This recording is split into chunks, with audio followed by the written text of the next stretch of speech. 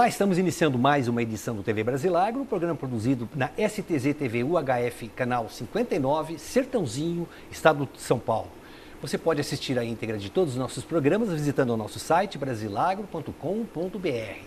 No mesmo site você se inscreve para receber todos os dias e gratuitamente ao Clipe em Brasilagro, com as notícias nacionais e internacionais das cadeias produtivas do agronegócio. Se você tiver alguma sugestão, converse conosco através do e-mail tv@brasilagro.com.br. O programa de hoje, nós vamos dar sequência ao programa da semana anterior, tendo aqui ao nosso lado o empresário Luiz Lacerda Biagi. Luiz, o que fez com que você saísse da Zanini? Está relatado aqui, mas eu não sei se tem alguma outra coisa que você possa mencionar. Com relação a Zanini, vou dizer, era uma dedicação muito grande. Para você ter uma ideia, quando eu vim morar no Vassoural, a gente começou a abrir um livro, porque convidaram, não tinha restaurante Sertãozinho, porque hoje é uma beleza aqui em Sertãozinho. Sim. Tem vários restaurantes, tem várias opções, né, que você pode levar as pessoas. Boas opções, né? Mas não tinha nada. Não tinha nem o ranchão ainda. Verdade.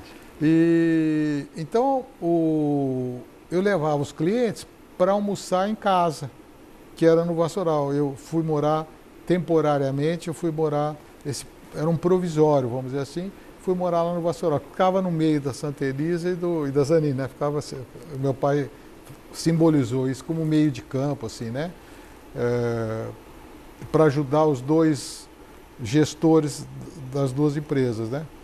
E aí abrimos um livro e escrevíamos a receita para quando a pessoa voltasse não fazer a mesma comida. Então, que foi uma pessoa no Nordeste, quando eu fui visitar uma fazenda, que me mostrou um livro desse, de todo mundo que comeu lá nos últimos 30 anos e o que eles comeram naquele dia, sabe? Achei aquilo tão significativo, né? Então fomos fazendo esse trabalho e relacionando. Teve mês que 600 pessoas almoçaram e jantaram em casa. 600 pessoas no mês. Então era uma loucura absoluta, né? Quer dizer, a dedicação à empresa era dia e noite. E eu ficava muito longe, porque eu ia visitar os clientes, eu ia para o Nordeste, por exemplo, começo do ano eu ficava 2 meses no Nordeste, eu ia na usina, também não tinha hotel, então eu ficava hospedado na usina. Então, enquanto o cliente não comprasse, um dia de manhã eu levanto, o pai está falando com o filho, vamos resolver esse negócio, senão esse homem não vai embora. Né? Então, eu começava aqui por Campos, no estado do Rio, e ia pegava a BR-101 e tinha as usinas ainda na Bahia, Feira de Santana, depois ia para Sergipe, né, visitar lá as usinas de Sergipe, São José do Pinheiro, várias outras usinas do Sergipe, Albano Franco, Família Franco, né, que eram também políticos, né. Depois cruzava em balsa o Rio São Francisco, que não tinha ponte ainda, até o balseiro um dia, um homem bonito, perguntei para ele, quantos filhos você tem? Ele falou 22. Graças a Deus já enterrei 15. Então você vê a situação, né? Quer dizer, para ele ter enterrado 15 era uma vantagem enorme, né? Esse era o Brasil nosso, né? Maceió, depois Recife, depois a Paraíba, né? Tinha várias usinas na Paraíba, usina São João, várias usinas lá. Então ficava 2 meses nesse circuito, né? Então, quando você fica longe, aumenta a conspiração, né? Eu ficava muito longe. Isso foi uma das falhas minhas. E quem está no trabalho, o trabalho diário é difícil, né? Você levantar, você executar as coisas, né? O Geraldo Bonini foi a pessoa que me compreendeu muito, o Lala, que você conhece. Sim. Ele me comentou muito. E porque o pessoal falava assim, e não tinha comunicação, não tinha telefone, né? Chegava para ele e falava assim, o que o Luiz está fazendo? Né? E ele falava, os visitas, né? E também os companheiros, né, da empresa. Falando, ele está caçando o tigre. Ele traz os tigres e a gente domestica aqui. Ele é caçador de tigre. Então o Geraldo dava essa conotação, né? E nesse tempo, vamos dizer, da Zanini, tinha que ir muito para o exterior. Teve um ano que eu fiquei 8 meses viajando. Teve um ano que eu fiquei 8 meses. Mas 6 meses era o normal. 6 meses fora de Sertãozinho. Era o normal. Entremeado, né? Os seus filhos mencionam nos depoimentos que estão dados no livro essa ausência do pai, né? A ausência do pai. É. E eu viajava. Então eu passava, assim, eu fui me familiarizando, né? Como é que funciona a Costa Rica, como é que funciona a Venezuela, quais são as usinas que vale a pena na Venezuela. Então, para você se familiarizar, você tem que ficar lá claro. 1 mês, 2 meses naquele lugar, conversar com as pessoas. Quem são realmente as pessoas boas, né? Daquela... Logo, você ficando um tempo, você percebe, e os outros te falam, né? Claro. O cara do táxi te fala, né? O cara do hotel te fala, não, isso aí é gente boa, né? Esse pessoal está 80 anos aí com essa usina, né? Então, nós fomos pensando clientes de primeira linha. Nunca tivemos um default, nunca tivemos na vida, em venda no exterior, nunca tivemos um cliente que não nos pagou. Nunca. É uma coisa rara, né? Vendemos sempre para gente muito boa. Então, eu acho que a ausência foi um ponto da saída e eu tinha muita vontade também de transferir a sede da empresa, mas isso foi para o exterior. Eu tinha muito, quer dizer, isso foi muito mais no tempo do meu pai, do Dr. Rossi, né? Eu tinha muita vontade também, porque eu achava mais fácil você fazer negócio nos Estados Unidos. Ter uma operação nos Estados Unidos, aqui seria a nossa China da época, né? Ter a engenharia e ter, vamos dizer, a parte de vendas nos Estados Unidos, sediado lá. E eu tinha também interesse, sempre você tem também a etapa da vida. Sim. Você tem que ser sincero. Meus filhos eram pequenos e lá o nosso licenciador era a Farro, que fica em Ansônia. Ansônia é do lado de New Haven. New Haven tem a Universidade de Yale. Eu queria ficar lá, que meus filhos estudassem lá, tal, quer dizer, eu tinha esse negócio na cabeça, né? Então também tem uma época da vida que você também sonha com outras coisas, né? Com outras coisas. E naquela época existia também uma certa descrença desse processo de diversificação. Esse processo de diversificação que foi muito envolvido, havia uma certa descrença. E a ideia também de fazer essas empresas, núcleos de produção excelente, tipo Henk, tipo AKZ, Valmer, nós tínhamos um acordo com a Valmet, com a Foxboro, nós tínhamos, como eu te falei, 16 acordos para construir 16 pequenas fábricas em Cravinhos. Aí, sendo centros de excelência pequenos, que você consegue aumentar e diminuir de acordo com a demanda, né? E aqui seria uma central de produção, quer dizer, aqui seria uma central de produção. Então, às vezes o pessoal olhava isso como um certo demérito. Você entendeu? Quer dizer, valorização de Cravinhos em detrimento de Sertãozinho. A sede nossa era em São Paulo, né? Na Avenida Paulista, né? Lembro, Pedro Biagi. Na sede da Avenida Paulista. Então, você cita o livro o prédio Pedro Biagi. E essa saga, até pouca gente sabe que essa saga foi tão vista, vamos dizer, tão acompanhada, que saiu aquela matéria da Exame, né, em 1978, de capa, que a Rede Globo fez uma série de televisão inspirada nessa história. Que passou na Rede Globo, chamada Avenida Paulista. E que parte foi filmada no edifício Pedro Biagi. Que pouca gente sabe disso, né? Que essa série da Globo teve essa inspiração dessa saga, vamos dizer assim. Agora, né? Você relata em detalhes aí que foi muito difícil deixar a Zanini. Até porque a Zanini tinha a ligação sua com ela, não era a ligação meramente de acionista, de vice-presidente. Era uma... Porque quando você cresce dentro de um negócio, e você vai aprendendo, e o negócio é pequeno, pequeno, você vai decorando tudo. Você sabe que o diâmetro daquele rotor, daquela turbina é tanto.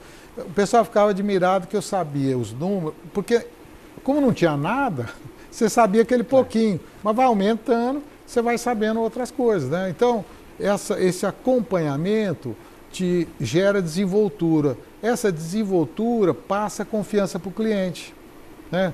Nós temos aqui vários engenheiros que hoje dirigem as empresas, várias pessoas excelentes, assim, que estão aqui, o Martinelli da Caldema, o próprio Vanzella que está aqui trabalhando, o Walter Perucchi, da HPB, quer dizer, eles... As 500 indústrias aqui sempre tem alguém da Zanini, né? Então, mas essas pessoas, eles começaram na escolinha da Zanini. Então, o que acontece? Eles também decoraram tudo. Tá. Então, falam, fulano sabe. Porque a gente acha o outro inteligente quando a gente não sabe nada daquilo, não é verdade? Verdade. Se você não sabe nada do assunto e o outro sabe, você acha o outro inteligente. Mas, na realidade, aquilo foi um processo natural. E aquilo envolve a gente, você se sente competente, você é apoiado pelos clientes, aí você é homenageado. A venda é uma homenagem, né? Quando a pessoa compra alguma coisa de você, é uma homenagem que a pessoa está te fazendo, né? Está acreditando. E o negócio que você vê hoje, uma caldeira grande custa mais de 100 milhões de reais. Uma caldeira realmente de grande porte, de 350 toneladas, é o preço de uma vida, às vezes, de um empreendimento, né? Um negócio altíssimo. Para a pessoa colocar na tua mão, é preciso que haja realmente muita confiança. Então, quando eu saí, eu sofri muito, eu fiquei 2 anos, aí eu fui para Cravinhos e Cravinhos me salvou nesse aspecto, porque é um lugar muito bom, uma região excelente, e eu fui lá para a fazenda e ali fui me distraindo e tomando remédio. E você estava presente nessa época, você sabe disso. E foi um sofrimento muito grande. A Zanini sempre foi, para mim, vamos dizer, o trabalho da minha vida. O trabalho da minha vida. Você acha, ou alguma vez lhe passou pela cabeça, de você ser um profissional, um homem de negócios, com a visão que tem, que chegou antes do tempo? Você sabe que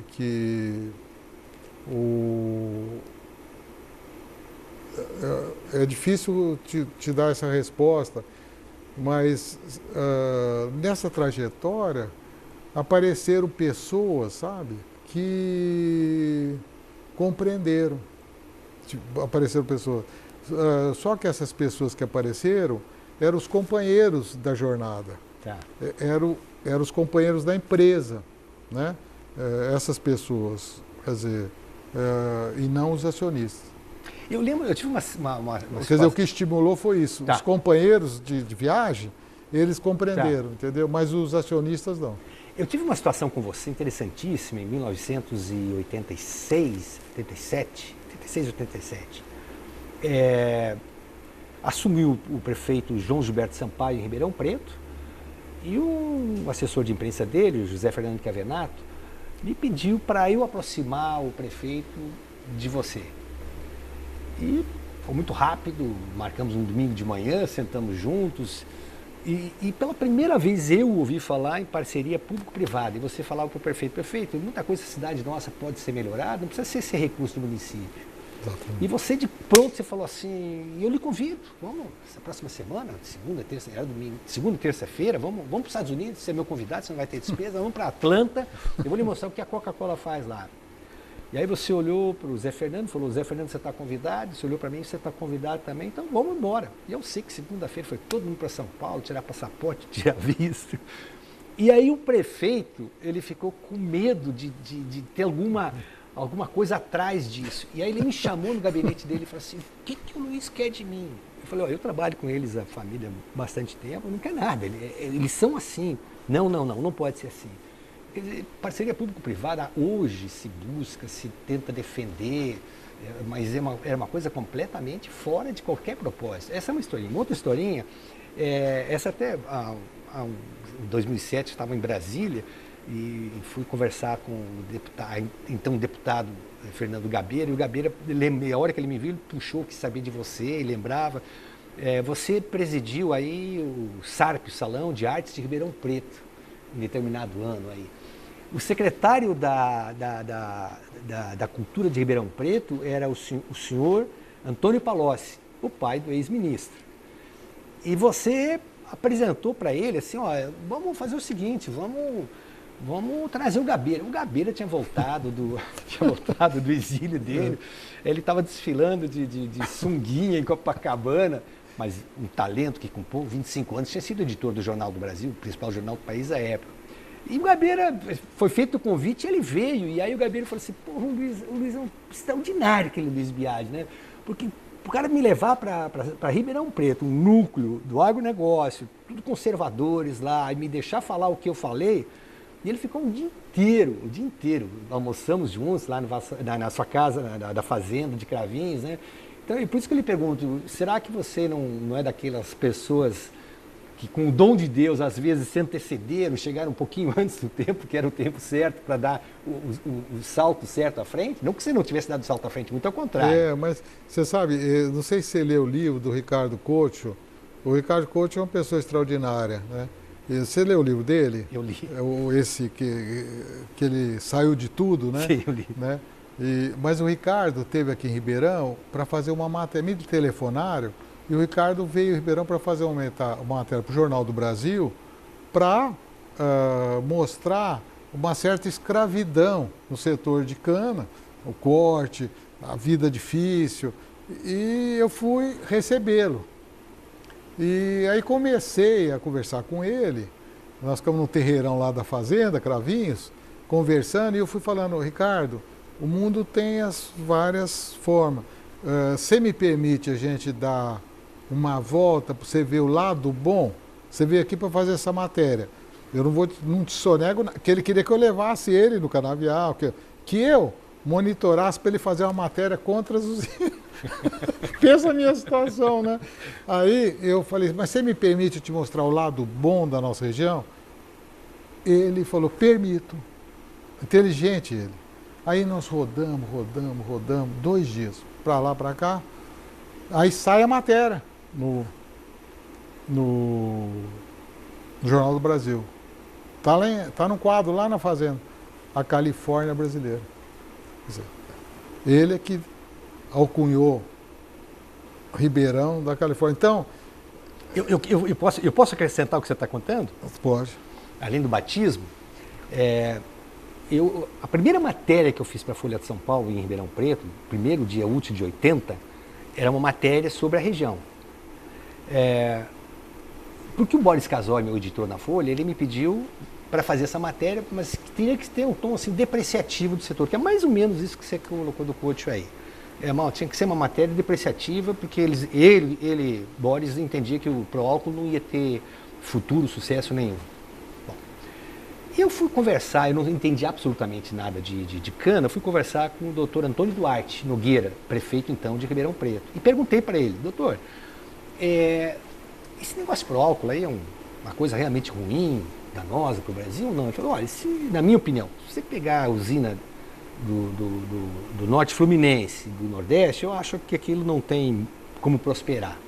Agora, se você pegar o que se faz aqui na região, principalmente em Sertãozinho, Santa Elisa, com tecnologia da Zanini, aquilo lá é um modelo interessantíssimo. E já falava assim, ó, cogeração de energia, a vinhaça servindo como fertilizante, todo o pessoal registrado com carteira, recebendo seus encargos trabalhistas, está tudo certinho. Esse é um modelo interessante. Eu liguei para o Boris e falei, ó, eu vou conhecer isso. E fui conhecer. Aí a matéria, quando saiu, foi ser um domingo, chamada de capa, ela mostrava a parte boa daqui da nossa região, e o Couto foi destacado pelo Boris para fazer Norte Fluminense e talvez até já pensando no que ele poderia escrever num futuro Nordeste.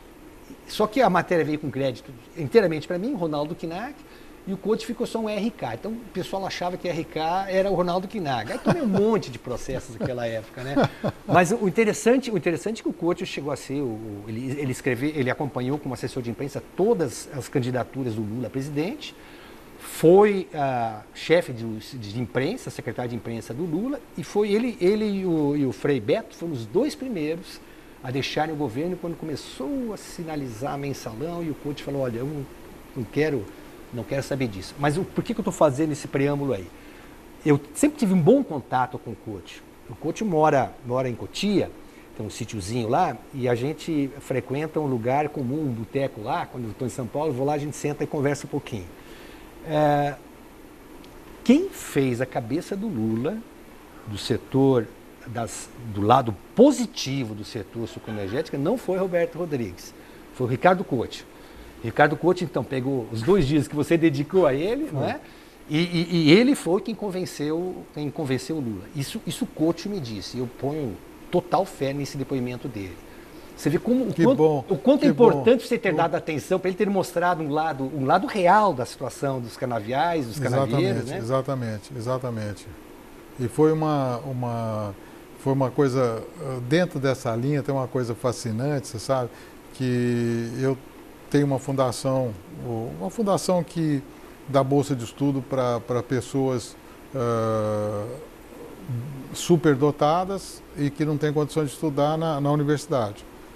E dessas pessoas formadas, já entre promotor e juiz, tem quase 200 que se formaram. Aí, um dia, o pessoal de usina falou, Luiz, por que você não faz um almoço na sua casa? Chama porque esse promotor começaram a infernizar a vida. Tá? Esses que eu formei, a vida de todo mundo aqui da região. Ô Luiz, faz um almoço lá para a gente ponderar com esses jovens promotores, né, e tal, com relação ao corte de cana, essa coisa toda. Aí eu fiz o almoço, mas foi uma coisa horrível, porque eles começaram a defender as posições, né, da manutenção daquele status quo, e os jovens promotores foram incisivos, sabe, foram fortes, foi uma situação...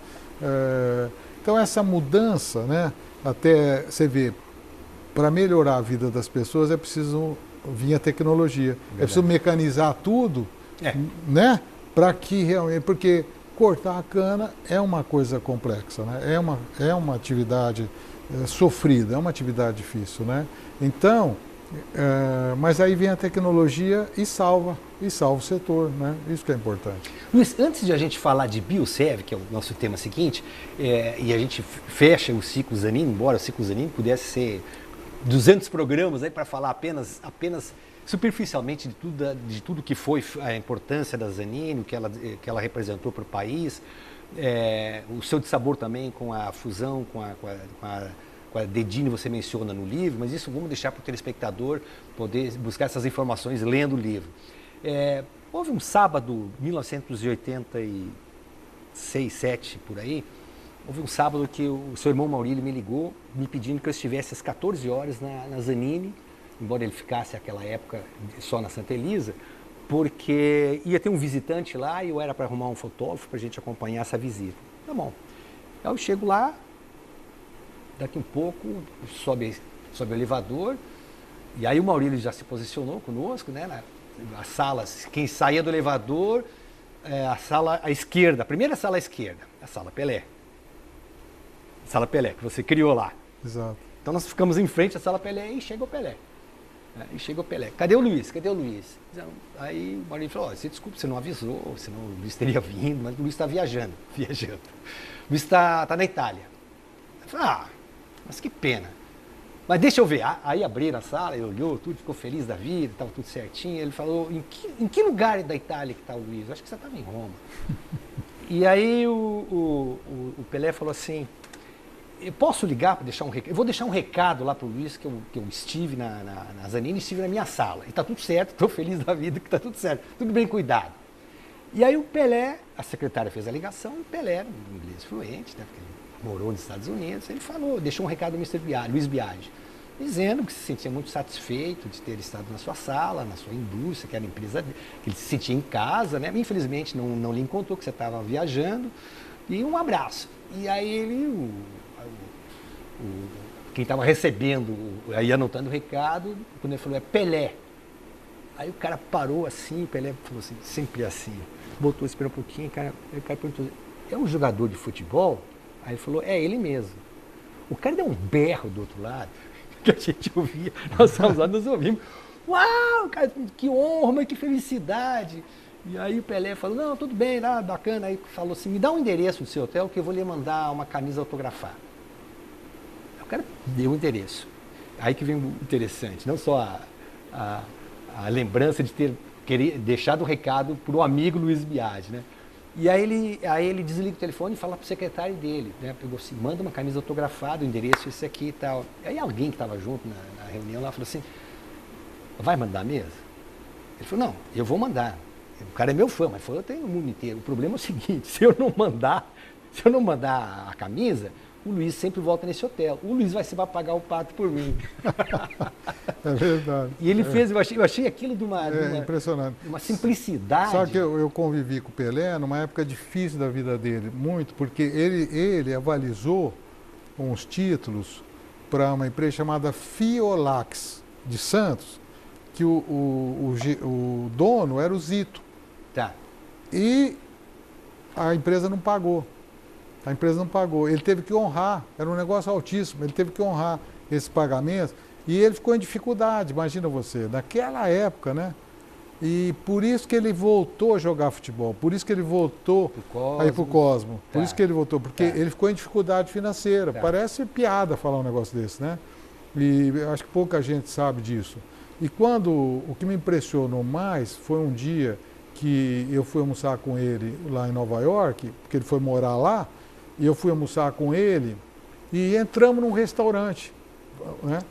Hora que sentamos, de repente apareceu 30 caras para ele autografar coisa com foto dele, em fotos dele, em coisa dele. E apareceu até um goleiro chamado, tinha um nome parecido com o Schumacher, um goleiro da seleção alemã, até esse cara estava no restaurante, apareceu.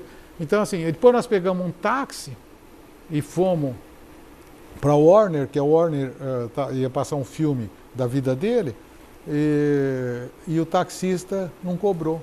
Olha. Falou, é uma honra transportar o Pelé. Quer dizer, assim, realmente, assim, ele é o único cara do mundo que recebe uma carta na casa dele só escrita Pelé. Ele tem um painel de cartas só escrito Pelé do mundo todo, que chegam na casa dele, no endereço dele, só está escrito Pelé. Eu vou chamar mais um rápido intervalo, nós voltamos já já.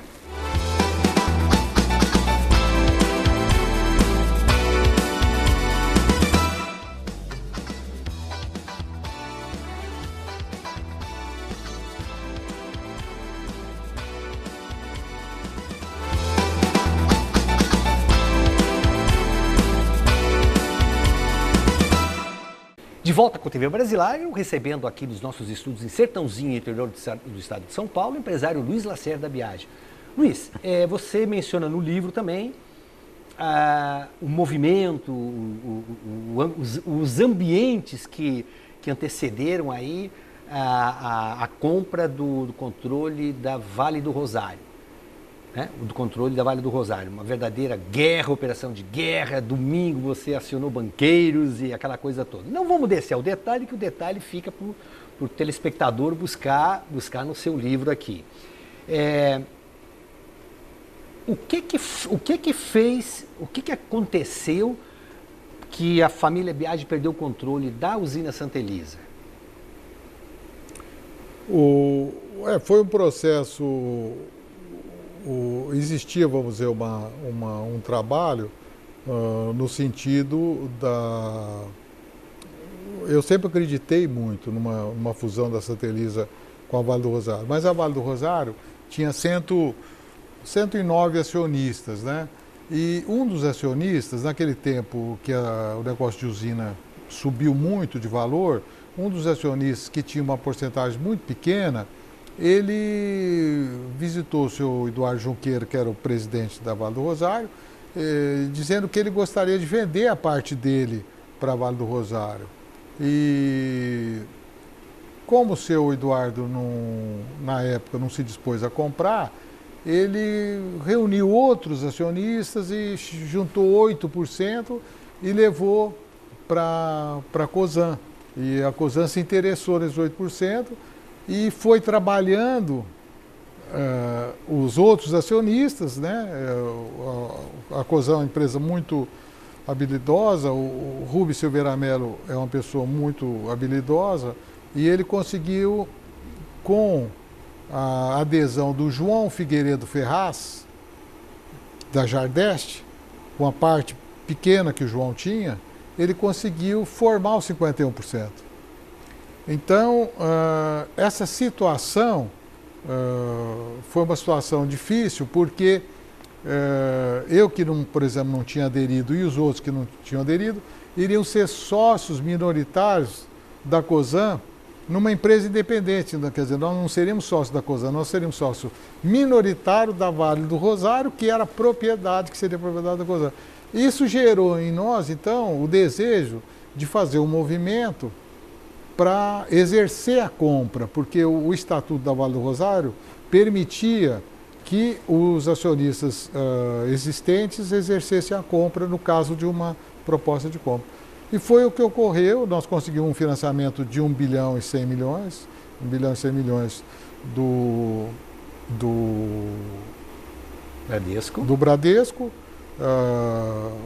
Foi com o apoio na época do seu Brandão, que sempre foi um parceiro, já tinha sido parceiro sócio, acionista da Santa Elisa, o Bradesco. Conseguimos o apoio dele e num certo dia, no escritório Pinheiro Neto, foram chamados todos aqueles acionistas para receber o cheque da parte deles pelo mesmo valor que a Cosan tinha oferecido. Foi até uma coisa curiosa, porque como o Álvaro Santos, que é acionista do escritório Pinheiro Neto, é muito jovem, é um advogado brilhante, mas é muito jovem, todo mundo falou, pode ir lá que o filho do Luiz está dando Eles acharam que o Álvaro fosse meu filho, sabe? Foi uma coisa engraçada. Aí foi natural esse processo de se juntar com a Santa Elisa, e teria dado muito certo, mas onde houve a falha?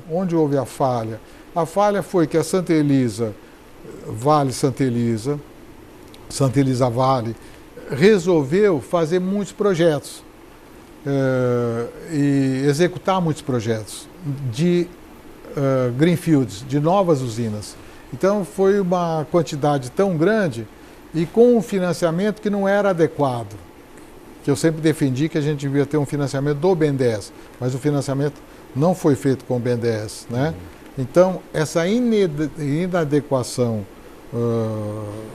de capital gerou, quando veio a crise de 2008, uma dificuldade financeira que levou a empresa ao default. Aí surgiram vários players interessados, a Bung, o BTG, vários players interessados em adquirir, né, esse conjunto, que na época tinha uns 50 milhões de toneladas, mais ou menos, porque era a Santa Elisa Vale e mais todos esses projetos de greenfield, né? Você pode imaginar a Tropical, era um projeto, tinham várias usinas. E no fim, na avaliação que foi feita, a Dreyfus foi a que fez a melhor proposta, que colocou a melhor condição. E aí fizemos uma sociedade, foi feita uma fusão entre aspas, né? Porque a Dreyfus adquiriu esse conjunto, nós ficamos sócios minoritários, né? E os resultados É um resumo curto de uma emoção que quase matou a gente, mas né, de uma situação dificílima, né? Muito difícil. A Biosev, nos balanços que vem apresentando prejuízo como qualquer outro grande grupo de usinas, né? Você acredita que com este governo, com essa postura da nossa presidente, esse setor tem algum horizonte para alcançar? Eu tenho assim uma impressão de que essa dificuldade tão grande que nunca nós vivemos, nessa magnitude, que está realmente gerando um transtorno. A gente vive aqui em Sertãozinho o sofrimento da indústria aqui em Sertãozinho é uma coisa absurda, né? Uma coisa absurda. E eu acredito que as perspectivas são de inovação tecnológica. Então, aí tem um paradoxo. Quer dizer, as usinas estão em dificuldade, mas para sair dessa dificuldade elas vão ter que inovar. Porque só através de projetos de inovação, por exemplo, de redução de consumo de vapor, cogeração, só com esses projetos elas vão se tornar viáveis. Então, é um paradoxo, porque as empresas estão sem dinheiro e para sobreviver elas vão precisar investir. Como equacionar isso? Vai ter que surgir uma equação através de uma entidade de governo. Essa equação vai ter que vir através de uma entidade de governo. E eu acredito que o novo governo que virá, vai priorizar, porque no mundo todo a prioridade, quer dizer, os Estados Unidos está investindo tudo em energia limpa. E nós estamos investindo em energia suja. As térmicas brasileiras, muitos projetos com energia queimando carvão e coisas inadequadas, né? E combustíveis inadequados. Então, o Brasil está na contramão e isso logo vai vir à tona com muita força, eu acho. Você foi um dos principais atores aí na criação e na implementação do Proálcool. Você sabe que o estado do Mato Grosso do Sul hoje já está disputando aí Paraná com Minas Gerais, mas já é o segundo produtor de cana-de-açúcar do Brasil. Eu, há uns meses atrás, em Dourados, eu entrevistei para o nosso programa os senadores Delcy Amaral, que hoje é líder do governo, e foi diretor da Petrobras, eu conheço o setor nosso, e também o senador Vladimir Moca, do PMDB, o Delcy é do PT. E perguntando para eles um pouquinho o que eles estavam achando da cana-de-açúcar, como ela estava impulsionando a produção de energia elétrica, da cogeração, é algo fantástico, né? Hoje o Mato Grosso do Sul exporta energia graças aí à cogeração. E aí eu lembrei a eles que eu tive a felicidade de, como jornalista, acompanhar a instalação da primeira destilaria no estado do Mato Grosso do Sul, que foi a Brasilândia, da família Biagi. Por esses projetos que você... Foi um deles. Que se associou. Foi o primeiro, o seu Arthur Hoff. Exatamente. E aí eles se mostraram até surpresos, mas como começou lá? A gente imaginava que tivesse começado aqui na região do Dourados. Não, começou lá. Então, isso aí foi uma demonstração. Você pega hoje, na época nós tínhamos dificuldade de chegar, ou era avião mesmo da família que nos levava, nos transportava, ou senão você descia em Urubupungá, na usina, e aí pegava uma caminhonete, umas 4, 5 horas para chegar de caminhonete até lá. Hoje você passa em Três Lagoas, o que desenvolveu aquilo lá, com fábricas de papel, fábrica de celulose, as maiores fábricas de celulose do país estão sendo implantadas ali, né? Então, foi um desses ganhos que a família, graças à visão que sempre teve, a coragem de investir, de fazer isso. Eu estou contando um exemplo. Nós pegarmos outros exemplos aqui, você deve ter dezenas, centenas de exemplos de onde a família entrava, como as regiões se desenvolviam todas, né? Eu faço essa volta toda para dizer que você, aqui no livro, você comete, na minha opinião, uma pequena omissão que é importante destacar. Nós estamos em Sertãozinho, que é a capital da grande região metropolitana de Ribeirão Preto, né? Nós somos aqui a capital, quer dizer, a coisa passa necessariamente, historicamente, aqui por Sertãozinho. Como o Itu com São Paulo, né? Quer dizer, São Paulo é a maior cidade de Itu, né? Exatamente. Mas você não cita uma ação sua que foi muito importante aqui, o advento do hóquei sobre patins, que divulgou Sertãozinho. Hoje Sertãozinho tem mais de 10 mil crianças, jovens, meninos e meninas. Os meninos jogando hóquei, as meninas jogando hóquei também, e há meninos e meninas fazendo patinação artística. Participam dos campeonatos nacionais, internacionais, e sempre tem bons resultados, boas exibições. O hóquei sobre patins foi graças a você. Quer dizer, à época, um jogador que chamava-se Haroldo Pércio Requena, ele procurou, para você ajudá-lo, a Zanini pagou e aí você encaminhou o Haroldo lá para a Coca-Cola, onde eu trabalhava, na área de comunicação, onde nós tínhamos um setor de apoio ao esporte, e foi isso com que fez com que o hóquei sobre patins, na cidade aqui, pegasse e se desenvolvesse. Né? Quer dizer, aí quando fala assim, eu até estava na vinda para cá, estava ali Luiz Biagi, o estilo Luiz Biagi de criar negócio. Esse negócio que você criou do hóquei não foi um negócio talvez para os outros, né? Mas na verdade você revolucionou um esporte e deu uma oportunidade para uma cidade de poder praticar esse esporte e se destacar em cima disso. Você sabe, foi uma oportunidade, porque muitas vezes as coisas vêm para você, né? E você, às vezes você até, falando assim de uma forma bem verdadeira, né? Falando de uma forma bem verdadeira, às vezes você, já aconteceu comigo várias coisas desse tipo, sabe? Você, para se ver livre de uma coisa, você ajuda. Para cima. Não, você ajuda, né? Você empurra para cima. Até cima. isso tem, né? Porque às vezes o mérito da gente é relativo. Às vezes, mas aquele moço era um moço envolvente. Aquele moço, além de ser um grande jogador de hóquei, ele era um ser humano, era um ser humano muito especial. Então ele me fez prestar atenção, por ser uma pessoa especial. E isso realmente, o mérito é dele. O mérito maior é dele, porque ter me convencido. É dele ter me convencido de uma coisa que a gente não tinha a menor capacidade de avaliar.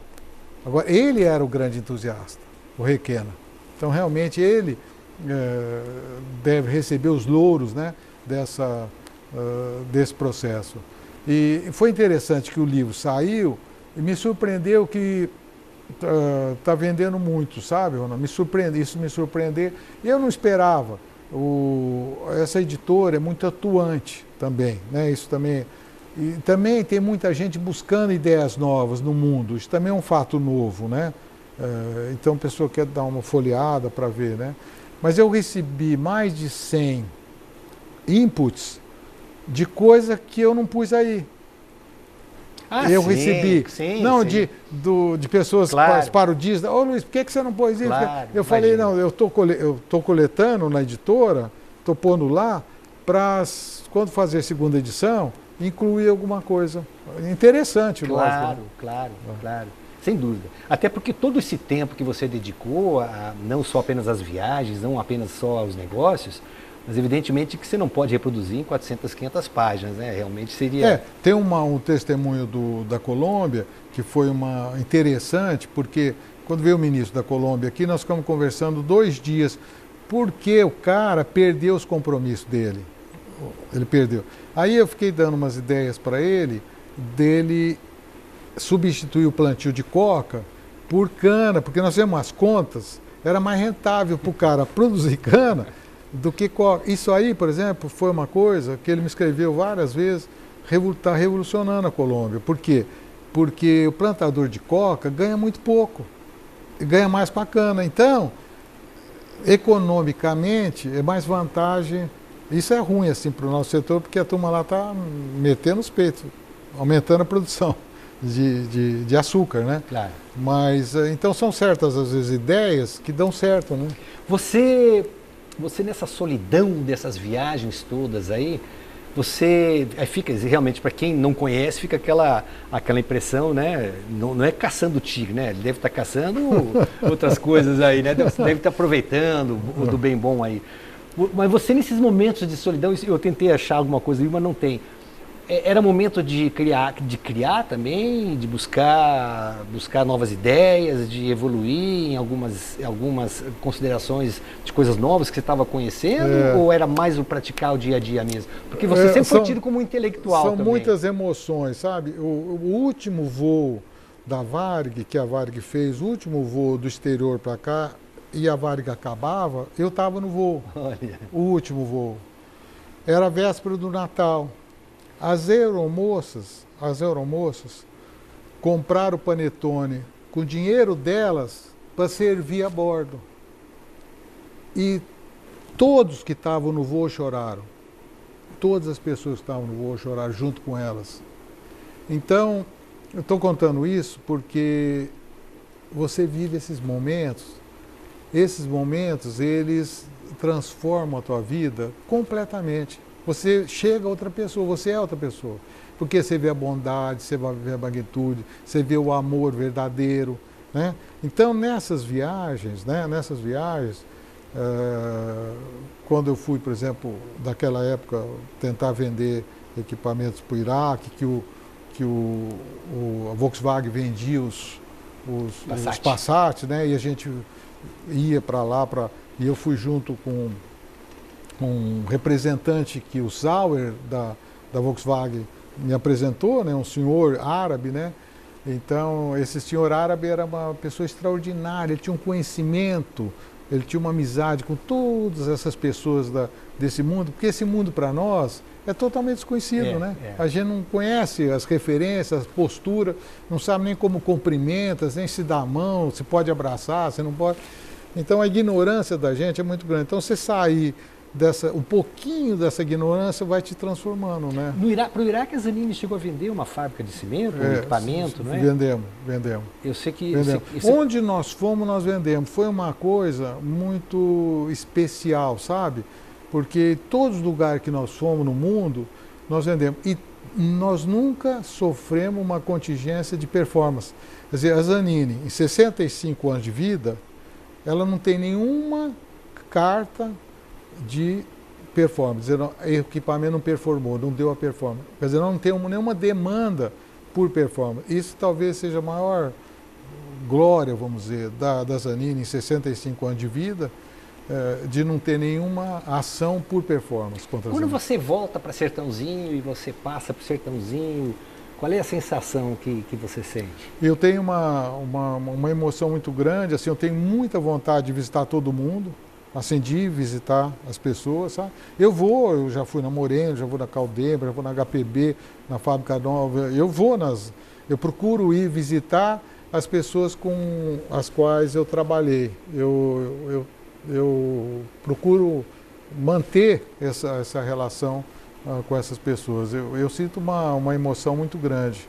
E eu pensei já várias vezes que nós devíamos ter aqui criar, pode ser dentro do SEIS, um embrião para captação de tecnologia, sabe? Lá dentro, ter um engenheiro, sabe, que a gente começa a jogar, tem isso, e para começar a redistribuir o conhecimento, trazendo coisa de fora para todas as empresas, através do SEIS, né? Acho que essa é uma coisa que poderia mudar Sertãozinho para o futuro. Criar dentro do SEIS um embrião de captação de tecnologia, de onde for, do mundo todo. E hoje está mais fácil, né? Porque hoje, né? Então eu acho que esse seria um grande passo para Sertãozinho. Você relata até num dos contatos que você fez aí que me parece que você deixou de fazer um negócio porque o empresário americano reclamou do tempo que levava uma ligação telefônica para cá, não teve uma coisa parecida? Exatamente. Nós estávamos com uma possibilidade de tecnologia da Washington, que era uma fábrica de turbina americana, e naquele tempo não tinha DDI. Então meu pai conversou com o telefonista de Sertãozinho, olha, vai vir um pessoal aqui, se eles pediram uma ligação, você agiliza para burro e tal, né? Porque a gente fazia a ligação com aprazamento, você lembra? Sim. A gente ligava para a central e ela falava, daqui 12 horas você vai falar, daqui 8 horas você vai falar. E o cara chegou aí e pediu para falar em Westville, a sede deles é em Westville, lá nos Estados Unidos, e ela conseguiu fazer com um recorde, não sei se foi 8 ou 12 minutos, ela conseguiu um recorde. Fico impressionado. Mas no relatório dele, ele escreveu que não tinha comunicação, né? E não fez o negócio conosco. Luiz, infelizmente nosso tempo está É um pecado mesmo, é um pecado. Eu agradeço. O mais importante eu ia te contar agora. É mesmo? Hã? É mesmo? Mas vou na próxima, no Engenho Central. Tá bom, combinado. Combinado. Eu realmente fico muito assunto para trás, é extremamente prazeroso para um jornalista e um amigo poder sentar com você, ouvir um pouco das suas histórias, todas cercadas de grande sucesso e não só sucesso, todas elas cercadas de muito amor e emoção. Eu acho que talvez seja esse o diferencial seu com os outros empresários que esses 300, quase 350 programas que nós fizemos aí e que a gente vem conversando, mas é difícil achar uma pessoa com essa característica sua. Luiz, até breve. Fica o compromisso, nós vamos fazer lá no Engenho Central. Quem sabe a gente faz um programa convidando um outro ator, ou mais atores aí que trabalharam no Proálcool, para a gente falar um pouquinho do Proálcool e quem sabe fazer uma projeção já de como vencer essa crise que está instalada aí e está demorando para acabar. Seria maravilhoso. Podia estar o Roberto Rodrigues e mais uma pessoa, né? Vamos pensar nisso? Vamos. Tá bom. Luiz, então até já, até breve e obrigado, né? Obrigado você, e faltou também falar das famílias açucareiras, que eu também quero falar delas, né? Que elas são a base do Brasil. Rapidinho, vamos rapidinho, você quer citá-las, né? Das famílias açucareiras, eu vou citar na próxima vez. Tá bom, combinado, Luiz. Muito obrigado. Um abraço. A você, telespectador amigo, nossos agradecimentos. Nós voltamos na próxima semana com novos entrevistados. Até lá, muito obrigado.